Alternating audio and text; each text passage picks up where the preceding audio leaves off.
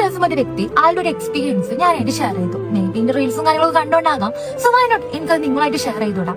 ആൾക്കൊരു പെൺകുട്ടിയെ ഭയങ്കര ഇഷ്ടമായിരുന്നു. അതൊന്നും നോക്കിയില്ല, ആ ഇഷ്ടം ആ പെൺകുട്ടിയോട് ഓപ്പൺ ആയിട്ട് പറഞ്ഞു.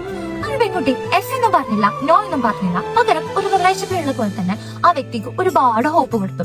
അതായത് ഈ ഒരു വ്യക്തി ഇഷ്ടം പറഞ്ഞതിന് ശേഷം ആ ഒരു പെൺകുട്ടിയായിട്ടുള്ള കോളിങ് കാര്യങ്ങളൊക്കെ തുടങ്ങി, അവര് കറങ്ങാൻ പോലും തുടങ്ങി. അതായത് ഈ ഒരു വ്യക്തിയുടെ കയ്യിൽ നിന്ന് എന്തൊക്കെ യൂസ് ചെയ്യാൻ പറ്റും അതൊക്കെ യൂസ് ചെയ്തു. ക്യാഷ്, ചോക്ലേറ്റ്സ്, റീചാർജ് എന്നിങ്ങനെ എല്ലാ കാര്യങ്ങളും ഇഷ്ടപ്പെടുന്ന ഒരു പെൺകുട്ടിക്ക് വേണ്ടി പലരും ഇന്നും ചെയ്യുമല്ലോ.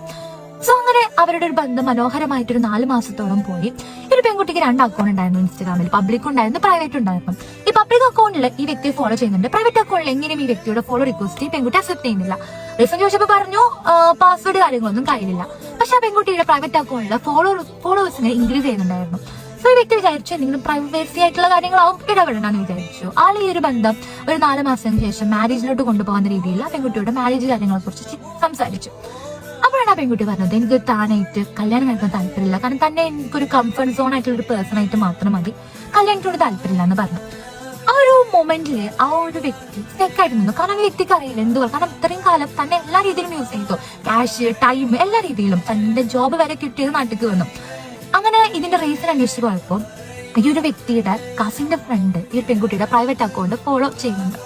അപ്പോഴാണ് മനസ്സിലായത് ഈ ഒരു പെൺകുട്ടിയുടെ എൻഗേജ്മെന്റ് കഴിഞ്ഞിട്ട് 1.5 വർഷത്തോളം ആയിട്ടുണ്ട് എന്നുള്ളത്. അവർ തമ്മിൽ നിൽക്കുന്ന ഫോട്ടോ പ്രൈവറ്റ് അക്കൗണ്ട് ഉണ്ടായിരുന്നു.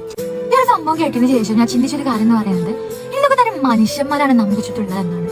കാരണം ഈ ഒരു ചീറ്റ് ചെയ്ത് പോയ മനുഷ്യന്മാര് എപ്പോഴെങ്കിലും ഓപ്പോസിറ്റുള്ള ആളുകളുടെ അവസ്ഥ ചിന്തിച്ചിട്ടുണ്ടോ? ജീവിതത്തിൽ ഇനി ആരെ വിശ്വസിക്കും, ജീവിതത്തിൽ ഇനി എന്ത് ചെയ്യുമെന്ന് അറിയാതെ ലൈഫിൽ സ്റ്റെക്കായി പോകുന്ന കുറച്ച് ദിവസങ്ങൾ, 20 മാസങ്ങളാകാം, വർഷങ്ങളാകാം. കർമ്മ തിരിച്ചടിക്കില്ലോ എന്ന് എനിക്കറിയില്ല. പക്ഷെ ഇങ്ങനെയുള്ളവരൊക്കെ നമ്മളെ തിരിച്ചടിക്കണം എന്നാണ് എന്റെ